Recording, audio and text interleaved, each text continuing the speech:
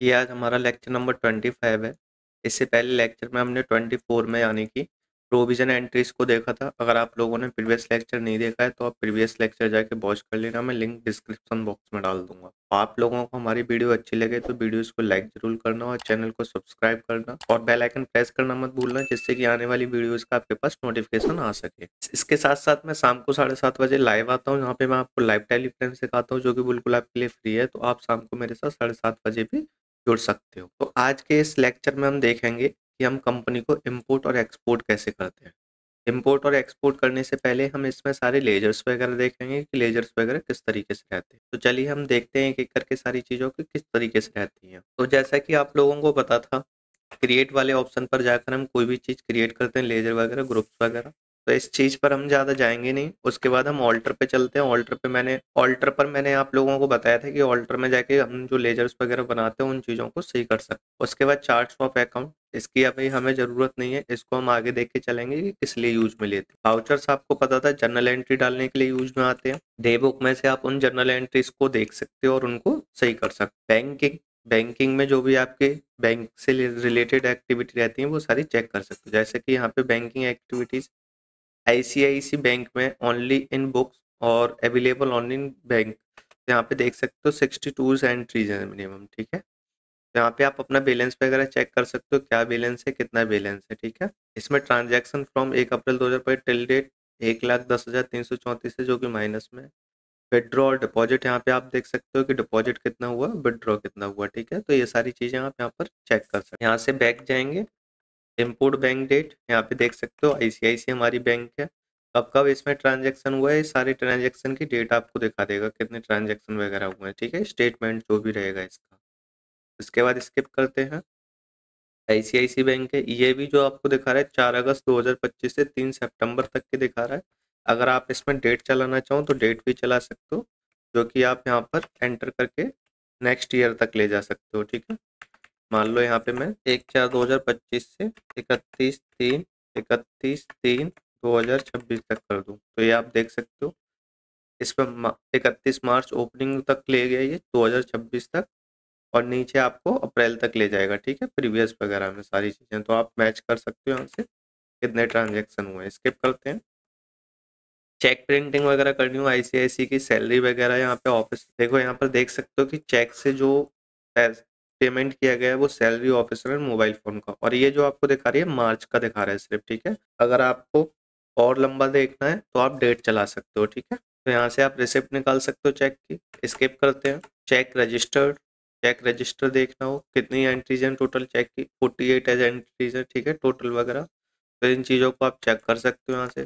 Post date summary, ICICI bank की post वगैरह देखनी हो, 5 की देखनी हो, अप्रैल की देखनी हो, मई की देखनी है, जैसे कि मुझे तो कुछ भी नहीं है। अप्रैल की देखूँ, कुछ नहीं है। जून में भी कुछ नहीं है। तो इस तरीके से आप इसको चेक कर सकते हो। ठीक है, उसके बाद डिपॉजिट स्लिप देखनी हो, डिपॉजिट स्लिप भी, तो यहाँ पे आप डिपॉजिट स्लिप देख सकते हो। मान लो मैं यहाँ पे टाइम पीरियड चला देता हूँ 1/4/2025 से 31/3/2026 तक का, तो आप यहाँ पर बैंक का डिपॉजिट देख सकते हो कि बैंक का कितना डिपॉजिट हो रखा है। ठीक है, तो इस तरीके से डिपॉजिट स्लिप देखी जाती है। पेमेंट एडवाइस देखनी हो तो पेमेंट वगैरह किस किस को किए गए हैं, तो यहाँ पर आप देख सकते हो कि इतने सारे लोग आ रहे हैं, इनमें से किस किस को पेमेंट किया गया है, वो सारी चीज़ें आप चेक कर सकते हो। फाइट करते हैं नीचे। बैलेंस शीट आपको पता ही है, प्रॉफिट एंड लॉस तो आपको पता ही है। रेशो एनालाइज करना हो तो यहाँ से आप रेशो वगैरह एनालाइज कर सकते हो। ठीक है, वर्किंग कैपिटल क्या है, कैश इन हैंड कितना गया है, बैंक के अकाउंट में कितना गया है, तो ये सारी चीज़ें आप यहाँ से चेक कर सकते हो। उसके बाद आते हैं डिस्प्ले बोर्ड रिपोर्ट्स में। यहाँ पे ट्रायल बैलेंस और डे बुक आपको पता ही है। कैश फ्लो के अकॉर्डिंग देखना हो तो कैश फ्लो आपका कितना पैसा आया था और कितना पैसा गया है। ठीक है, ये आपका इनफ्लो होता है आने वाला, आउटफ्लो होता है जाने वाला। ठीक है, कितना पैसा इसमें आया है और इसमें कितना पैसा आपका गया है, इसमें कितना पैसा आया है और इसमें कितना पैसा गया है। ठीक है, इनफ्लो आउटफ्लो आपको समझ में आ गया। नेट फ्लो जो पैसा है वो ये वाला है, जो कि हमारा भी किस में चल रहा है, माइनस में चल रहा है। ठीक है, तो इस तरीके से है, क्योंकि इनफ्लो हमारे पास 30,000 थे, गए हमारे पास से 33,000 रुपये। ठीक है, इसी तरीके से हम स्किप करके पीछे चलेंगे। यहाँ से स्किप किया। फंड फ्लोज देख सकते हो, फंड फ्लो कितना है, ओपनिंग बैलेंस आपका कितना है, यहाँ पे ओपनिंग यानी कि कितना बैलेंस है आपका, कितने से ओपनिंग किया था, और क्लोजिंग कितने से हो रही है। ठीक है, फंड फ्लोज कितना बचा हुआ है, यहाँ आप देख सकते हो। ये सारी चीजें, इनकी रिपोर्ट भी निकाल सकते हो, कंट्रोल पी से प्रिंट कर सकते हो। अकाउंट्स बुक है, कैश बुक के अकॉर्डिंग देखना हो तो कैश में देख सकते हो, बैंक में आप देख सकते हो कि कैश में भाई इतना है और बैंक में इतना है, ठीक है। तो ये कैश का आ गया, यानी कि कैश और बैंक के अकॉर्डिंग। लेजर्स के अकॉर्डिंग देखना हो, जैसे कि कैब चार्जेस का देखता हूँ, तो यहाँ ये कैब चार्जेस का आ रहा है और ये कब तक का दिखा रहा है, सिर्फ मार्च तक का दिखा रहा है। यहाँ पे आप देख सकते हो कि सिर्फ मार्च तक का है, ठीक है। तो अगर आपको पूरे मंथ का देखना है तो सिंपल सा आप F2 प्रेस करो और पूरे मंथ का टाइम आप यहाँ पर चेक कर सकते हो। जैसे कि मैं F2 प्रेस करता हूँ, 1/4/2025, 1/3/2026, तो यहाँ पे देखो ये इसने पूरी साल का दिखा दिया, ठीक है। स्टारलाइन टूर से कैब टूर वगैरह जो था, तो अभी जो आपको शो होगा वो सिर्फ जितने भी उसमें वो मार्च मंथ का होगा, तो आप अपने अकॉर्डिंग टाइम पीरियड चला के देख सकते हो। यहाँ पे ग्रुप समरी है, ग्रुप समरी के अकॉर्डिंग देखना हो, branch division capital account cash in and current assets current liabilities, तो हमारे इसमें जितने भी ग्रुप्स रहते हैं वो सारे आ जाते हैं, चाहे हमने उसमें लेजर्स डाले हो या ना डाले हो। जैसे कि लॉन्स लायबिलिटीज में अभी हमने कुछ भी नहीं डाला, ना इनडायरेक्ट इनकम में कुछ डाला, तो इसमें कुछ नहीं दिखाएगा। लेकिन एक्सपेंसेस में हमने डाला था तो यहाँ सारी के सारे इसने एक्सपेंसेस दिखा दे, ठीक है। कितना डेबिट हुआ है, क्रेडिट हमारे पास कुछ नहीं हुआ। ग्रुप वाउचर के अकॉर्डिंग जाना हो कि कौन सा वाउचर आपने डाला था, जैसे कि फिक्स्ड एसेट्स हो गया, तो फिक्स्ड एसेट्स को आप यहाँ पर चेक कर सकते हो, ठीक है। इसमें भी मार्च तक का दिखा रहा है और देखना हो सारे मंथ्स का तो सारे मंथ्स का देख सकते हो टाइम चला के। उसके बाद कॉन्ट्रा रजिस्टर है कि देखो अप्रैल में हमारे पास 2 एंट्री थी कॉन्ट्रा की, ठीक है। उसके बाद मई में थी नहीं, जून में हमारे पास एंट्री थी, तो यहाँ से आप देख सकते हो कॉन्ट्रैक्ट के अंदर कितनी एंट्रीज आपकी किस किस मंथ में हुई है, ठीक है। पेमेंट रजिस्टर देख सकते हो कि किस मंथ में कितना पेमेंट हुआ है, तो आप देख सकते हो अप्रैल में 6 हुए हैं और यहाँ पर 8 हुआ है, सितंबर में 9 है, नवंबर में 8 है और यहाँ दिसंबर में 10 है। तो ये सारी चीज़ें आप चेक कर सकते हो। इसी तरीके से रिसिप्ट वाउचर देख सकते हो कि किस मंथ में कितना हुआ है। फेब में हमारे पास कुछ भी नहीं हुआ, रिसीव नहीं हुआ और बाकी के सारे मंथ्स में रिसीव हुआ है, ठीक है। सेल्स रजिस्टर, सेल्स हमने कुछ भी नहीं की, ठीक है। परचेस भी हमने कुछ भी नहीं की। जनरल रजिस्टर देख सकते हो, मार्च के मंथ में सबसे ज़्यादा जनरल एंट्रीज हैं क्योंकि हमने प्रोविजन की एंट्रीज डाली थी, ठीक है। डेबिट नोट देख सकते हो, डेबिट नोट में भी अभी हमारे पास कुछ नहीं है, ना ही क्रेडिट नोट में कुछ है, ठीक है।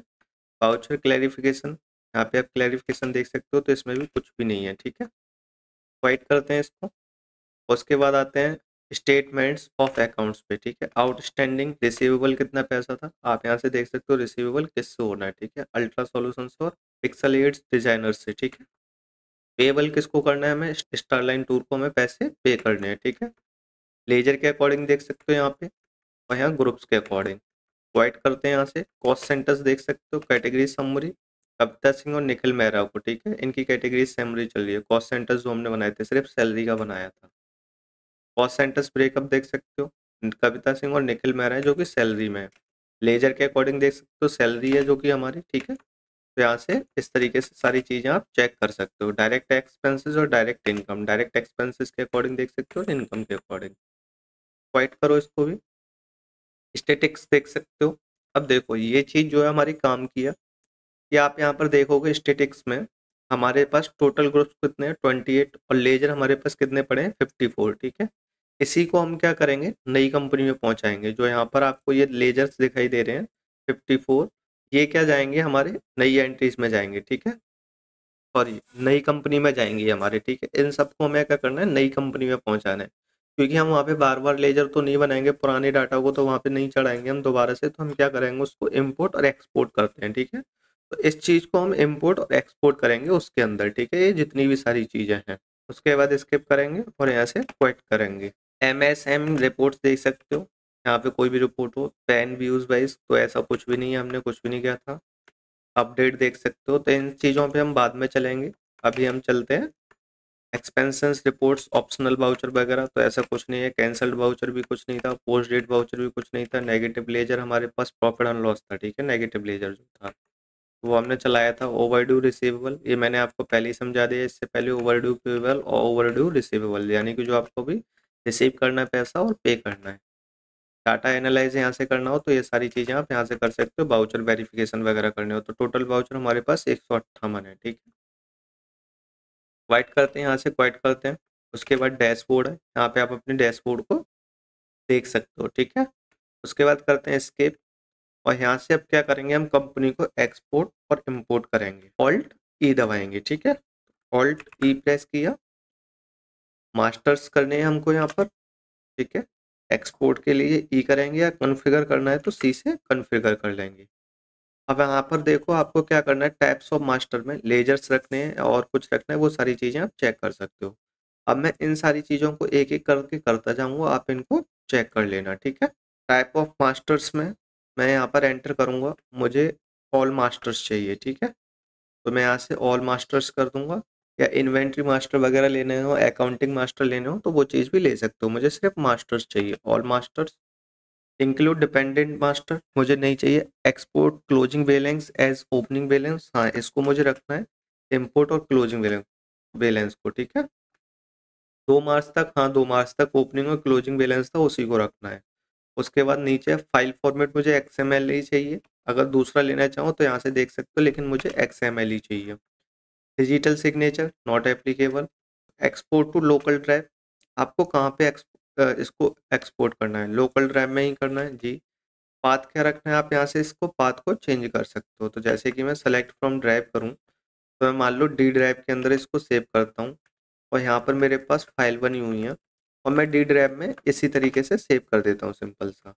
यहाँ से फाइल का नेम चेंज कर देता हूँ, फाइल का नाम कर देता हूँ यहाँ पे CPSSH, ठीक है, ठीक है, .XML, इसको लिया और इस तरीके से मैं यस करूँगा, इस तरीके से, ठीक है। तो लोकल ड्राइव डी के अंदर रख दिया मैंने, फाइल का नेम CPSS रख दिया, ठीक है। अब स्किप करके इसको बैक जाएंगे, स्किप करो, और ई से क्या करेंगे, एक्सपोर्ट कर देंगे। Fail to create create file any key to continue. यहाँ पर ये क्या बोल रहा है, एक्सपोर्ट डी ड्राइव हमने सेलेक्ट कर लिया, यहाँ पे CPSS XML सेलेक्ट कर लिया। देखो यहाँ पर क्या हुआ था, हमने गलती करी थी, वहाँ पर फेल्ड क्यों दिखा रहा था, क्योंकि ये जो था ना, हमने ड्राइव के अंदर जो CPSS.XML करके हमने फोल्डर को क्रिएट किया था, ठीक है।